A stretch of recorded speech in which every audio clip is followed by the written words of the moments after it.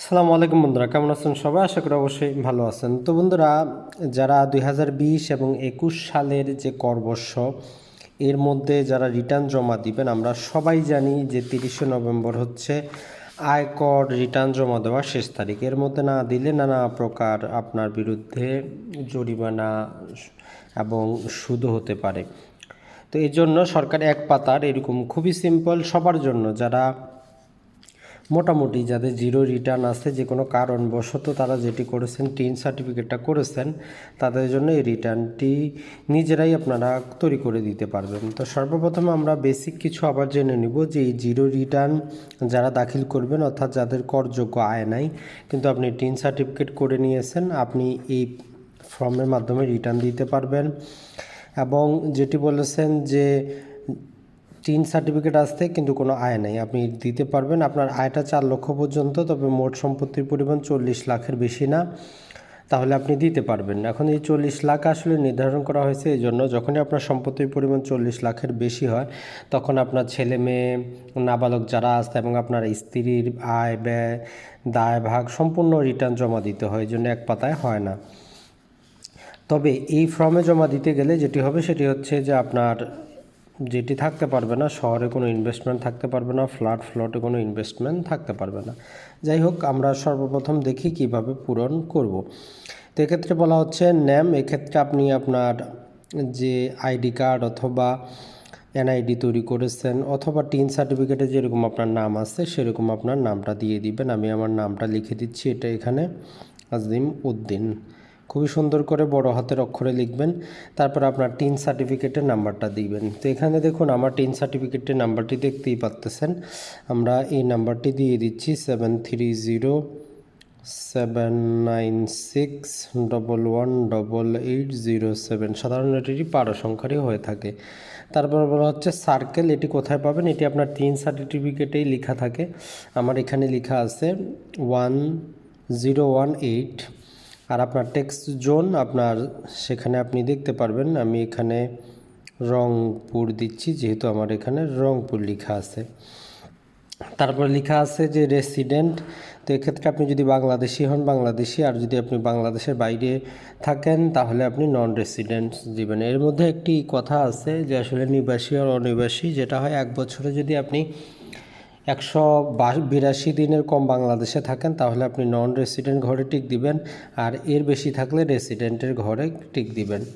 অ্যাসেটমেন্ট ইয়ার এখন হচ্ছে আমরা 2020 এবং 2021। তারপরে বলা হচ্ছে প্রেজেন্ট অ্যাড্রেস। এক্ষেত্রে আপনি আপনার ঠিকানাটি দিয়ে দিবেন, সম্পূর্ণ ঠিকানা। জাস্ট আমি এখানে আমার ঠিকানাটি দিয়ে দিচ্ছি। এটি সবচেয়ে বেস্ট হবে যে আপনার আইডিতে যেরকম আছে সেম এরকম দিয়ে দিবেন এবং একটি মোবাইল নাম্বার আপনি দিয়ে দিবেন এরকম করে। আর যদি এটি আপনার সেম হয় তাহলে আপনি জাস্ট সেম অ্যাস দিয়ে দিবেন যে এটা আপনার সেম। তারপর বলা হচ্ছে ট্যাক্সেবল ইনকাম। তো এটি মনে রাখবেন, এটি সবচেয়ে বেশি গুরুত্বপূর্ণ। আমরা ভুল করি যে ধরলাম আপনার 4 লক্ষ টাকা পর্যন্ত আয়, এটি হচ্ছে কিন্তু আয়। এর মধ্যে আপনার করমুক্ত সীমা আছে। ব্যক্তি হলে 3 লাখ, মহিলা বা 65 বেশি হলে 3.5 লাখ, প্রতিবন্ধী হলে 4.5 লাখ, এবং গেজেটকৃত যদি মুক্তিযোদ্ধা হন তাহলে সেক্ষেত্রে আপনার এই যে 4,75,000 টাকা। কৃষি থেকে আয় হলে আরও 2 লাখ বৃদ্ধি পাবে। তো এক্ষেত্রে আপনার ট্যাক্সেবল ইনকাম যেটা আসবে, এখানে ইংরেজি শব্দটি হচ্ছে ট্যাক্সেবল, অর্থাৎ যেটা করযোগ্য আয়। তো করযোগ্য আয় কত আমাদের? 4 লক্ষ যদি হয় সেক্ষেত্রে আমাদের হচ্ছে 1 লক্ষ, কারণ 3 লক্ষ তো আমরা ফ্রি পাচ্ছি। এখানে আপনি এটা দিবেন। আর যারা জিরো রিটার্ন দিবেন তারা লিখবেন যে নীল, NIL, নীল লিখবেন এভাবে, যেটি হয়। আর যে আপনার মোট সম্পত্তি এটি আপনি দিলেও দিতে পারেন, না দিলেও নেই, আপনার খুশি। তারপরেও দিলেও যাতে 40 লাখের উপরে যাতে না হয়, 40 লাখ পর্যন্ত হয় সেটি স্মরণ রাখবেন। তবে এটি না দেওয়াই বেস্ট, বা লিখে দিতে পারেন, প্রযোজ্য নয়, যেটি আপনার সুবিধা হয়। তারপর হচ্ছে অ্যামাউন্ট অফ ট্যাক্স। তো যেহেতু আমরা জানি যে 3 লক্ষ টাকা পর্যন্ত হচ্ছে ছাড় আছে, পরবর্তীর জন্য হচ্ছে 5%, 1 লক্ষ টাকার জন্য, তাহলে আমরা পাচ্ছি 5000। এভাবে 5000। সোর্স অফ ইনকাম, এখন আপনি যেখান থেকে ইনকাম করতে পারেন, আপনি সেভিং দিতে পারেন, আপনি যে কোনো জায়গা থেকে সেভিং করেছেন অথবা যেটা আপনার আয় হয়। আপনি ইউটিউবার হতে পারেন, অনেকেই যেটি বলেন যে ইউটিউবার ছোটোখাটো টাকা পান। এটি যদি আপনি ব্যাংক চালান করেন সেক্ষেত্রে চালান নাম্বার দিয়ে দিবেন, এটি যখন চালান করবেন চালানের মধ্যেই পাবেন, আর ডেটটা দিয়ে দিবেন। যদি আমরা একটি ডেট দিয়ে দিই যে এটি হচ্ছে একটি ডেট, এই চালান নাম্বার এরকম। এক্ষেত্রে ভেরিফিকেশনের জায়গায় আবার আপনি আপনার নামটা লিখবেন, এক্ষেত্রে আপনার পিতার নামটা দিয়ে দিবেন, আপনার টিন সার্টিফিকেটের নাম্বারটি আপনি দিয়ে দিবেন, এটাই। এখানে ডেটটা দিয়ে দিবেন আপনি যে ডেটে আপনি দিচ্ছেন, আর এখানে আপনার সিগনেচারটি দিয়ে দিবেন। আর এক্ষেত্রে জাস্ট অ্যাকনলেজমেন্ট এটি আপনাকে দিয়ে দেওয়া হয়, তো এই জন্য আপনি এখানে আবার আপনার নাম লিখবেন, আপনার টিন সার্টিফিকেটটি লিখবেন, এটি আপনার কাছেই থাকবে। অ্যাসাইনমেন্ট ইয়ারটা লিখবেন 2020-21। এই যে সার্কেল এটি আপনার টিন সার্টিফিকেটে পাবেন, এটিও পাবেন।